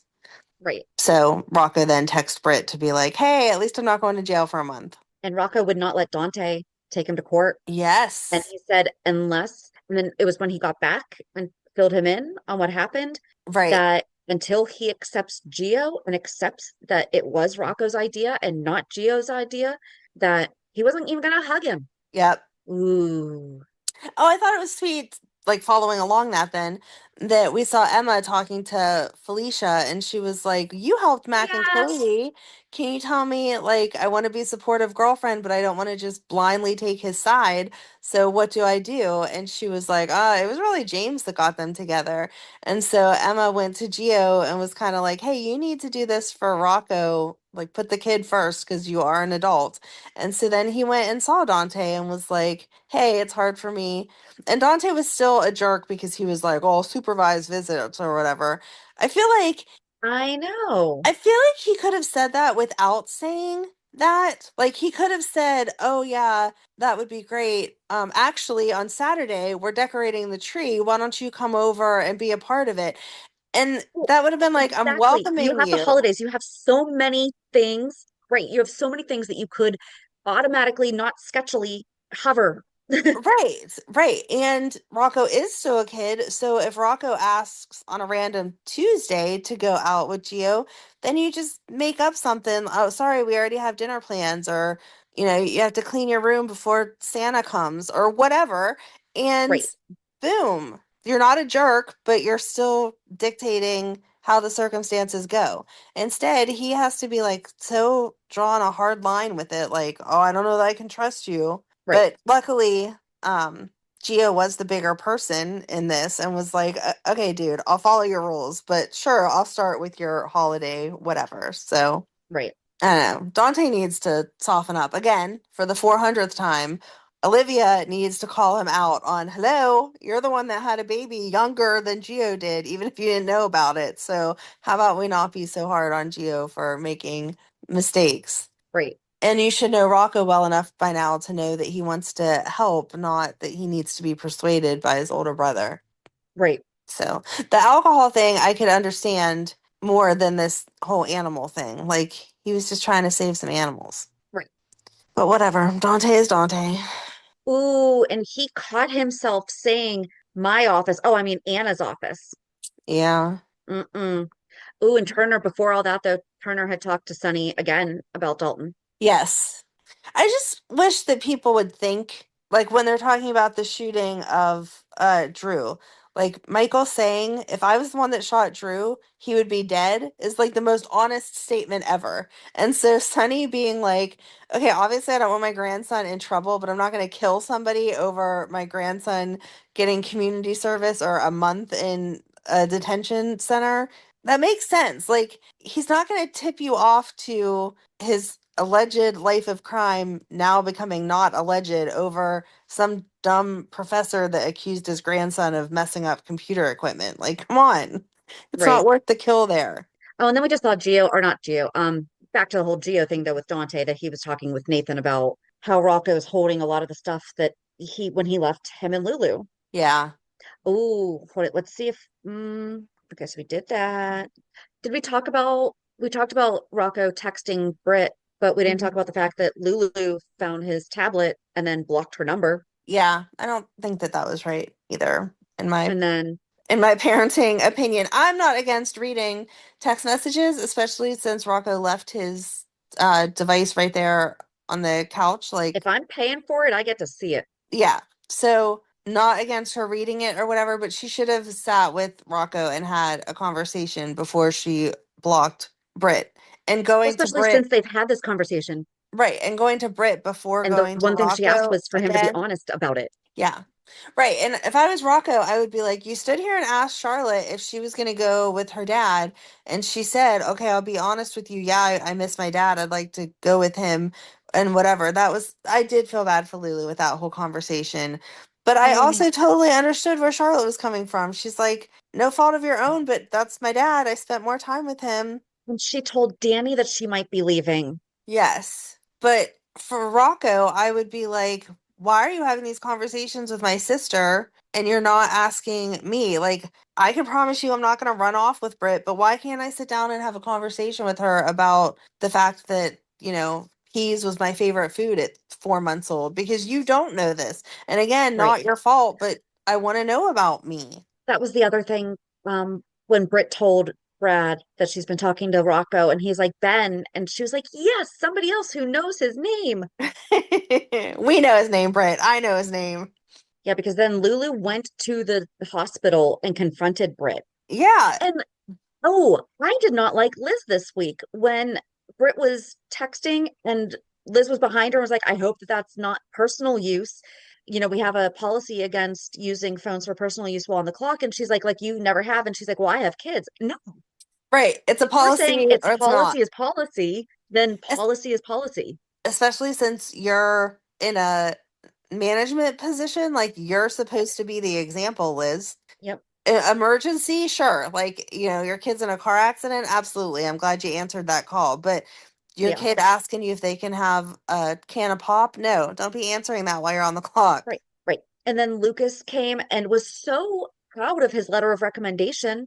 And this is what triggered, no, it's not. I had already had the thought about David Hayward. Never mind. Ah, But he thought that he gave her a glowing recommendation. He talked about how she knows everything inside and out. Oh, another thing we found out about Britt, she also has a degree in physics, yes. among other things. Yes. She's very smart. But she said that it made her sound like cold and, that she doesn't have good bedside manner. He's like, you don't. Right, right. She was like, I sound like a robot. And he was like, I mean, if that fits, then. He's like, you're an excellent doctor, but not an excellent person. Right. And he didn't say, but she has a horrible bedside manner. I'd rather have an intern than her. He just left it at she has a wonderful, like, she knows her Right. stuff. So that's Right. not a bad letter, Britt. No. He's not And it's lying. probably going to help. Guess what's not going to help? Oh, going and getting arrested for stealing. Right. Oh, Britt. I just don't understand, like, when she justifies calling Jason and when she doesn't. Yeah. Like, what's an emergency and what's not? Because, again, he would have helped her out. And she's, Oh, and the whole reason that Brad even saw Britt though is because he had just been to see Portia. yes. And she was like, don't even try to blackmail me. You have nothing on me now, so just stop. She's the one who said to him, you could not possibly have run through all of that money already. And he was like, well. Yep. And then Isaiah comes in and is like, don't be harassing her. And Brad leaves. And she's like, listen, Brad loves to get information on people. So can you not show any type of favoritism towards me? Because he will absolutely use that to tell the world that we've been having an affair. And then she tells Curtis that she changed her mind. It would just be too complicated for her to go to their house. Again, why are we treating Trina like she's a 4-year-old? Well, I agreed to it yesterday because Trina was sitting there. Okay, Trina could understand it might be a little awkward to stay in the same house as the man you're divorcing. she's Hmm. she's again not 4. Um, so she decided she was not going to stay there and left him under the impression that she was going back to the Metro Court, and instead she went to Isaiah's cabin. And he's all mushy gushy of, oh, he wants to take care of her and the baby, and he's dreamt of being a dad like his dad and whatever. I like that he's at least very aware and communicating that there's a chance he is not the father. So I appreciate that. So when it happens that he's not, we're not going to have him be like, but you led me to believe the baby was mine. He Right. keeps saying, if the baby's mine, if in the meantime, I'm going to make sure that you're okay though. So I kind of like that. But then we also saw he had some memories of his own dad, Yes. but we didn't get too many details about it. No. So is his dad passed? Are they estranged? Do we know his dad? Right. I don't know. And then Portia just says her same line. I promise this time I'm not going to hide my baby daddy information. I don't know how she thinks that that's okay to say. Oh, man. Like, oh yeah, by the way, my husband's gonna call me any minute now. And that's Right. oh, the look on poor Isaiah's face when Curtis called and he's like, oh, that's right, you have a husband. Yeah. Okay. And I know their situation's a little more complicated, Portia and Curtis right now, but I feel like Isaiah could be saying the same thing that Curtis said. Like, you have a husband, but you told me that that wasn't an issue. Like, you said your marriage was over, just like whenever she was cheating on Taggart, she was like, oh, yeah, no, I'm not married or my relationship's ending. Like, how about you learn to make sure that all those lines are set in stone before you go hooking up with other people? Yeah. I'm trying. Is there anything else other than the Oh yeah. trial? Tracy coming back. Oh yeah, Tracy's home. Yes, I loved Brook Lynn this week with yeah, Dad needs to talk to you, and Tracy's like, okay, what's wrong? And then Gio comes in with all those healthy groceries, and she's like, no one in this house likes kale. What are you talking about? What's going on?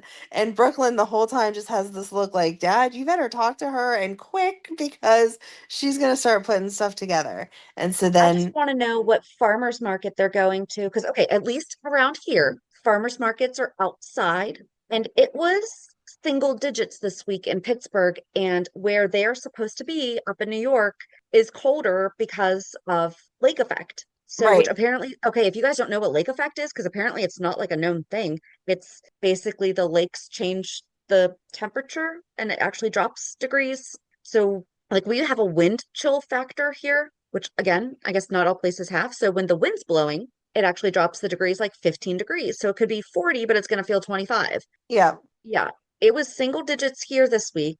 So where's Gio going? Because he didn't have a coat on, is where I was going with the I think that he was outside. If he had come with a coat and been like, man, I'm glad I got the last weekend that, they're having the farmers market because the one local to us went until the weekend before Thanksgiving, Mm-hmm. which I was surprised at that. But what farmers market is still going on that has kale, fresh kale in upstate New York right now? Although if they have a greenhouse, I guess, but I'm just assuming that there's an indoor one somewhere because I don't understand why there aren't indoor ones. I don't either.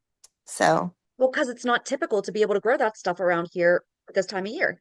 right. But like you said, a greenhouse. So maybe. Right. But most of our farms are farms, like Right. they're big working farms. Yes. So anyway, yes, back to Ned. Yes, so I just loved Brooklyn's face the whole time of like, don't look at me, Grandma, because I'm gonna give everything away. And then Ned finally sat her down and was like, well, I had a bit of a health scare.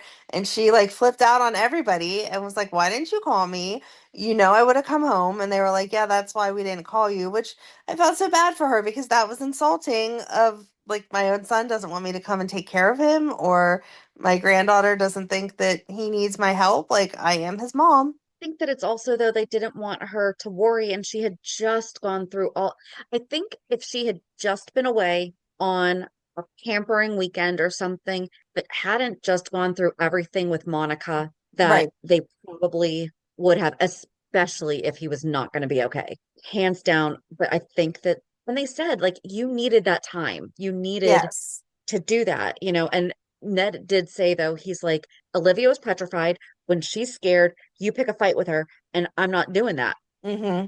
But she does say that he's not allowed to die before her, and he's cutting out the BLTs, and then they're hovering over him as he's eating an omelet, and he's like, there's no Yes. cheddar. And then Brooklyn made him take a nap, and Tracy was Yes. really happy to see Brooklyn and Gio getting along. And then Yeah. that's when Michael came in, saw Tracy, and they're talking, and then we see somebody. Oh no, before that, Tracy and Brooklyn talked, and she's like, so where's my stuff? Yep. Yeah, we forgot about those boxes. And Brooklyn tells her, well, there was a little bit of a hiccup. And Drew is saying that he has just as much right to them as Tracy does. And she's like, he doesn't know who he's messing with. If he does not know by now, Right. And I feel like, yeah, they absolutely are hers. She inherited the house. Doesn't that mean that unless it's stated otherwise, that she inherited everything in the house? right. Well, and considering all of those heirlooms were left without even having knowledge of Drew Right. by the people who have been deceased for quite some time. Right.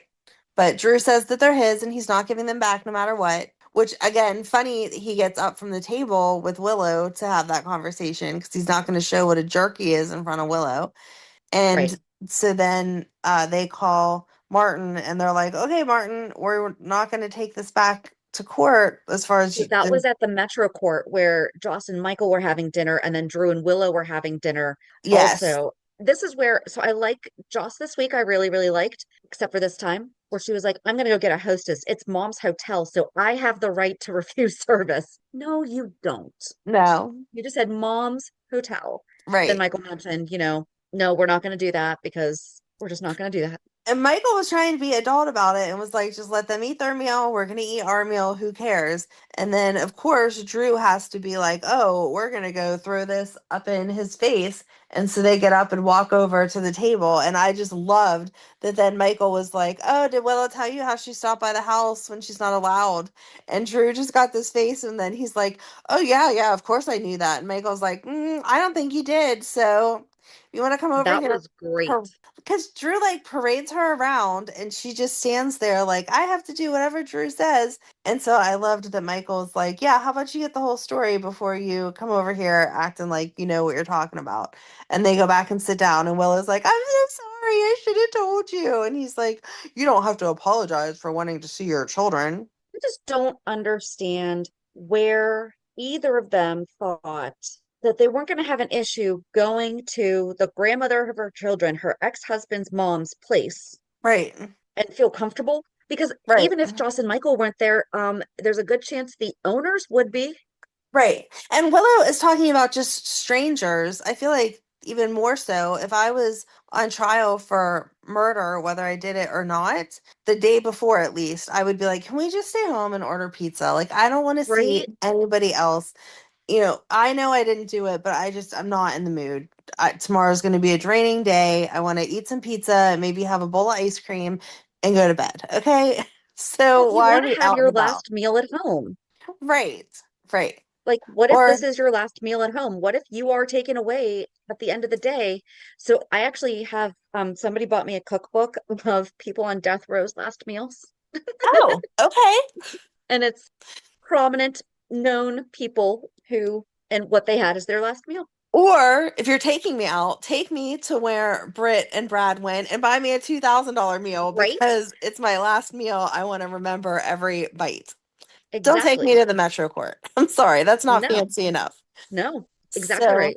um, but anyway, while they're at that meal is when Tracy calls them and he's like, yeah, no. So then they call Martin and they're like, listen, you tried to take our house, so why don't you call your client and tell him to give the stuff back? And so he calls Drew and is like, listen, you really don't have a right to that, so you need to get it over here. And Drew says, no, I'm not giving her back her stuff. You need to do me a favor and see if you can find out any good scoop. So I believe it was Martin who was then stalking the house as we saw Tracy talking to Michael and Michael saying, thank you for not telling anyone that you saw me outside of Drew's house. Yeah. Well, because she said that she had been down at the crypt talking to Monica and that she knew she Yes. didn't just inherit the house, she inherited the family, being the head of the family. And Michael said that she chose a worthy successor. Yes. I liked that. And then I think the only Um, thing left is the trial. yeah. Oh, no, no, no. Okay. Can we at least look at Accuweather or weather.com? Because Sidwell and Laura were not having lunch outside without a heater, not after October. Well, that's where Drew and them were too. But even right, but they were have Sidwell and Laura were first. And Yes. that tiny little fireplace, no.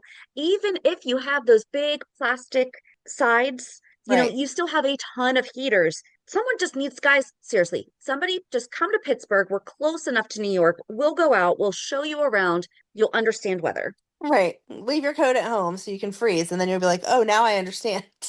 Yeah. I'm like, oh, that's what those heaters are for. Okay. I mean, I just went to a place and they had their entire porch enclosed with those big plastic sides Yes. and everything, but they had like the run of the roof heater for outside. And it was nice, but I was still wearing a sweater and still had my coat. I Mm-hmm. took my coat off for a little bit, but it was still cold.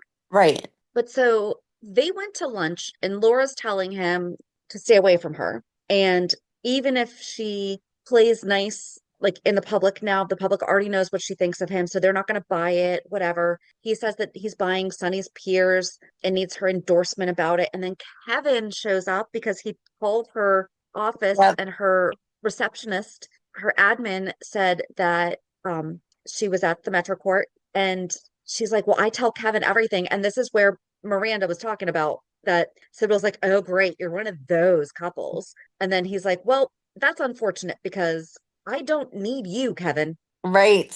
He needs Sonny, he needs Laura, but he does not need Kevin. Yeah. Does Sybil not know who Ryan Chamberlain is? Right. That's what Kevin should have said. Made some comment about you better hope that the crazy doesn't run in my family, because if I need to take somebody out, I will, just like my brother did.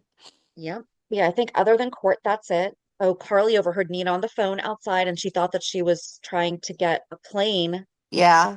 ready for Willow to go. Yep, but instead Nina was on the phone with Brennan getting her favor called in that information was going to go missing so that it could be a mistrial or whatever needs to happen for Willow to not be charged. Well, and Dante and Turner had talked about that before because they were talking about how, they were kind of like, are we doing the right thing? And then she's like, she lied about her alibi twice. Mm-hmm. Yes. Oh, and Alexis and Kristina talked before the trial, and that's when Drew and Willow arrived. And Alexis was like, we're not ready. And he's like yelling at Alexis. And she's like, Right. your wife is doing a really, really bad job of just sitting there. And Mm-hmm. people are going to watch her, even though she's not on the stand. People are going to be watching her, and she's not doing a good job. Right. And Drew went through all this trial stuff with Carly and the insider trading and all that. Plus, I mean, he's been a businessman for a while. Like, do you not know that they prep everyone for everything? Like, of course, Alexis is Right, going to go over this is how you should be sitting at the table. Don't be right. crying and hysterical, and don't be sitting there with a big smile on your face. Like, you want to convey. Oh, that is something that Karen Reed got torn apart for. Mm, Any facial expression that she made, because she would get happy when the now super disgraced law, like the yeah. new detective, was like getting dragged through the mud. She smirked, and now that's like all people are like, she's guilty. She smirked. You know what? If I was being held on trial for basically 2 years Right. because people think that I killed my boyfriend and they've been dragging my name through the mud, and then I just was able to get them exposed as being who they are. Yeah, I would be smirking too. Yeah. I'd be like, woohoo, I'm not going to be found guilty. So I feel like Willow did a good job. She drank a lot of water when things were happening that it felt like she didn't want to make a face for. She'd pick up her water and take a sip. Yeah, But and that's a good Liz, cover. yeah, Liz testified and said that yes, the gun was found at her house, and that yes, she was upset that like the original wedding was called off because she had just found out that Nina was hooking up with Drew, but that she thought Willow was a good mom and a good nurse and a good person, and there you go. And even Kristina, I didn't feel like was that bad towards Willow. She said, I was in this cult and they said, oh, okay, but your brother talked to Willow and Willow talked to you about it. So she was a trusted companion at one point in time when it came to going through the same stuff. So other than the traffic cam pictures that should be the same as the video that was now lost, I don't feel like they said anything that was that damaging yet. And then Drew flips out on Alexis again, and in the courtroom is like, I'm just going to tell him that Michael did it. I'm just going to get up there and tell him. Like, nobody heard that. Nobody is going to be like, Right, excuse me, if you want to talk about this is an injustice going on. Dude's over here saying he doesn't remember, but he's going to get on the stand and say Michael did it. right. Ugh. I hate how two-faced Drew is with everything. And right in front of Willow, but not in front of her enough for her to hear, threatening Alexis with, well, you'll just never see Scout again. I think she heard it. I think Oh, she do heard it you? because I do. Because there was a Okay, look good. on her face because she was standing right behind him as he said it. Okay, good. I wasn't thinking that she heard still. And I was like, man, how many times are we going to have to scream this in front of her before she hears it? Do you know what thought I also had? What? What if Drew had himself shot Oh, to pin it on Michael yeah, so that they could get the kids? right. Because he was promising her no matter what. That's a And good who would thought. also have probably had access to, he could have found his way to get a gun. I'm surprised that And he's not like trying to shoot Brook Lynn his. even said, no one ever goes in the den. So no one even noticed that the gun was missing until they came looking for it. If it's a true limp that he has, though, for medical reasons, I'm surprised that he's not dumb enough to be trying to sue whoever he hired to shoot him then. Like, you were only supposed to shoot up and to the side, and instead you actually hit something. He just might have thought of it as, you know what, this is part of the price to pay to stick it to them because he thought that he was going to take everybody down with it. Right. And that's actually when I had the thought was when there was something that he said. But I was like, oh my That would gosh, be what if good. he hired somebody else to shoot him? And what if it was Jacinda? You just want this girl to have I these don't want it skills. to be, but no, I don't want it to be. But think about the fact that she was connected with Ezra and he and Ezra are so tight. So what if Ezra hooked him up with the person to shoot him? Because I have a feeling Ezra's probably in on this too. I mean, probably. I mean, I don't think that he had sex with Jacinda. God, I hope not. That's just the only connection. It could have been anyone else also. But I just am Right. I wondering. feel like since he's a congressman and has connections, that he should have had somebody other than Jacinda. I don't want it to be Jacinda. I don't either. Just the timing of her character coming up historically falls in line with other things that have Yes, happened. I agree, but But yeah, I so don't I'm think wondering if Drew had himself shot. okay. I'm sticking with my Willow's theory because I am waiting for Drew to say something kind of like what he said to Alexis that just triggers her and her to Yep. melt down. Maybe that was it because did we see anything else after that after he yelled at her? Because I No, think that she overheard it and I think that that and was that the was the end. end. Yeah, Yeah. So maybe that was like the stealth cliffhanger, not the great cliffhanger we that had could the day be before. right. I do think that that was it. This was a heavy storyline wise, and then on top of it, to have all the other stuff. Yeah. So if you guys hung in there with us Right? I feel like I need a through nap. That was all of this, exhausting. So sorry, guys. Do do do. Reality check. I don't even know what I did this week. Yeah, honest to goodness, just kind of wrapping up work before the holidays. I have my last closing of the year on Tuesday. Had a couple showings, but they're basically like, yeah, we're gonna wait. Yeah.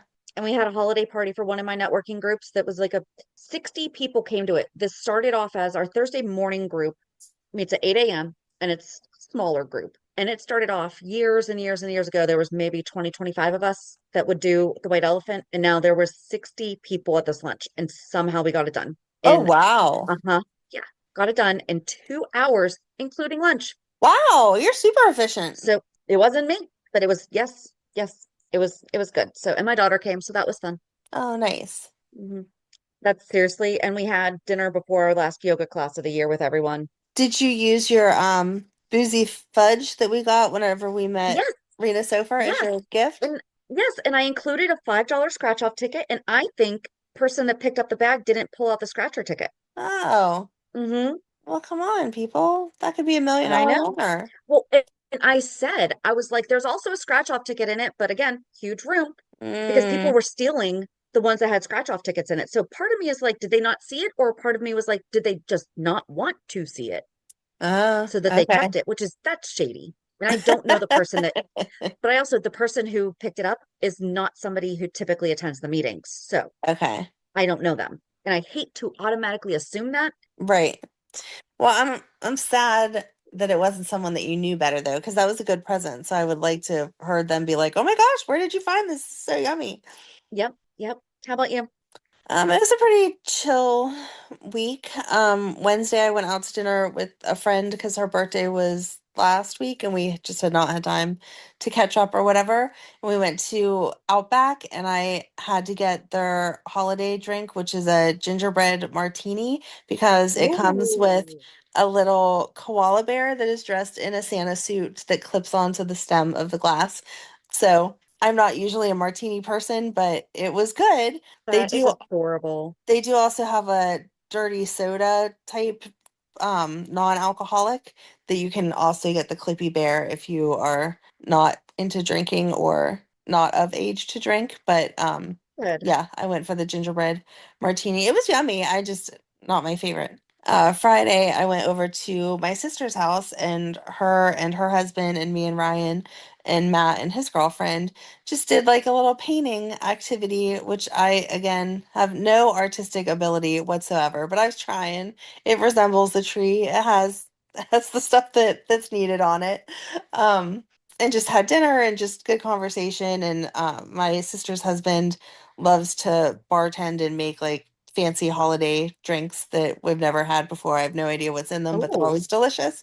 And so that was what we did for the evening. And so it was just nice. Matt will be away for Christmas at his girlfriend's sister's house, so I will not get to see them. So it's just nice to spend as much time as I can with them before they go and do their things. is this So your first Christmas? You're not going to see him on Christmas or it is Christmas Eve? yes. Well, I should Are you see him okay? Christmas. I should see him Christmas Eve because they're not leaving until Christmas Day. Um, I am okay just because I know that this is like the point. Like this is what you're supposed to do with your Right, kids. I You're know. Yeah. supposed to grow them up to the point that they have their own lives and their own whatever. I did mention to his girlfriend yesterday that I feel like being so accepting gives me credit. So down the line, years from now, whenever there's grandkids, I will get to be like, you know what, your sister's kids are older now, so they can travel here and you should Right? probably stay in the area with the baby so that I get my Christmas snuggles with my grandkids. But that's obviously years from now. And if that's not what I get, then I'll be okay with that too. So that is that. But I mean, again, it's sad because I feel like we all hate our kids growing up to that point that they don't Thanks need for us. finishing that But sentence. yeah. You paused after we hate our kids. We hate our kids. No, we hate our kids I'm growing sure if you've up. been listening to the show for any length of time, you know how much we both adore our children. So, There are times I dislike them, but I've never used the word hate. No, we hate our yeah. kids growing up because, we all just like the little kid time better where they need us and whatever. But Have you seen the that's the TikTok point. trend where like moms tell their sons there's this whole thing, the last that like you won't know the last time you ever pick them up, and so they pick them up just in case it's the last time? I have not seen that, but Madeline loves to say that to me. So she has seen Yeah, that. She just turned 13, like we've talked about, and so I think she's feeling a lot of the emotions of she's not sure where she falls as far as kid or adult. And so she loves to say that stuff to me. Like she'll ask me to snuggle with her at night, and if I'm doing something, I'm like, oh, I can't right now, but I'll be up in a few minutes, or not tonight, but tomorrow night, because snuggling with her is not like a 5-second thing. Like she wants you to lay there for a good hour and just talk about whatever, which yeah, I try to do every time she asks, but sometimes logistically I just can't. And so right, whenever I say I can't, she is quick to be like, this could be the last time that I ask you. And I'm like, shut up. You're going to ask me again tomorrow and I'll be there. I pinky promise. But for right now, I can't because I'm doing this or whatever. right. So, but yeah, that's kind of, I don't know.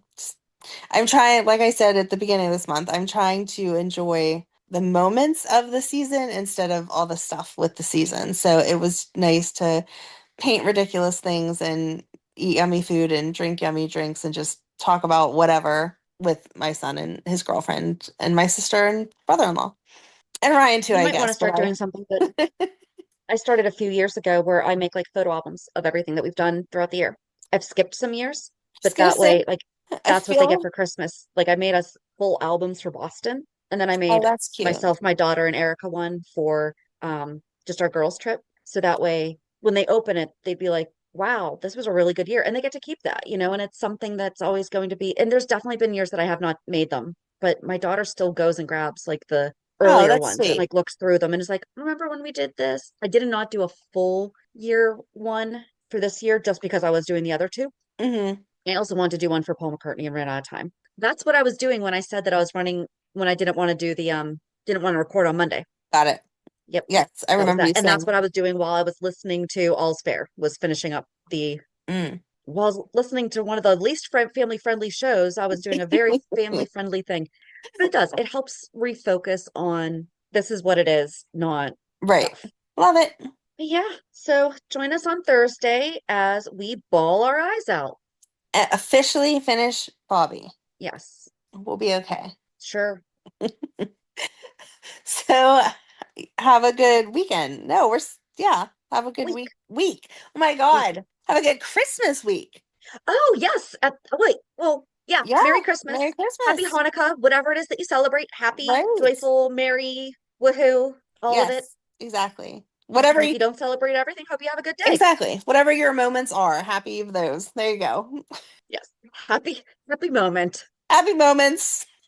All right. So, yeah, if you really want to ruin your Christmas, make sure that you listen to us talk about Luke and Bobbie dying on Christmas morning. No, don't do that.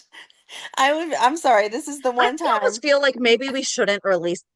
Okay, I almost feel like maybe we should not release that this week, and maybe we should just release something fun. Do you just want to re-release something fun? We could re-release the Because here's the deal. If we release Bobbie on New Year's Day, it'll actually be the day that they announced that she died. Oh, okay. Okay, so All right. hold let's Bobbie do for that. Wasn't our first Christmas, this is like might be a little cringe to use the kids' language, but wasn't our first Christmas a Christmas episode? Probably. Like we rehashed Yeah. past Christmases? Yep. Can we re-release that? Yep. I'll go pull a few and I'll send them to you. Okay. Yeah, so now we don't have to ruin the rest of our days Okay. or our weekend, Okay. and we get to enjoy Christmas. There we go. So I'm also going to take this chunk and put it at the beginning of the show because we know some people don't listen to Reality Check and they're going to be like, what the heck? What happened between the weekend and Christmas? But no, we don't want anyone crying on Christmas for sad things. It should be all joyful tears. So have a good week. And we'll meet at the pier. Bye. Bye. If you enjoyed today's show, we invite you to go to peer54podcast.com to subscribe on your favorite platform. Don't forget to leave us a review. And you can also follow us on many social media channels. Just search for Peer 54 Podcast. Also, we are not perfect, so if there is something that we missed or messed up, just let us know by emailing us at peer54podcast@gmail.com.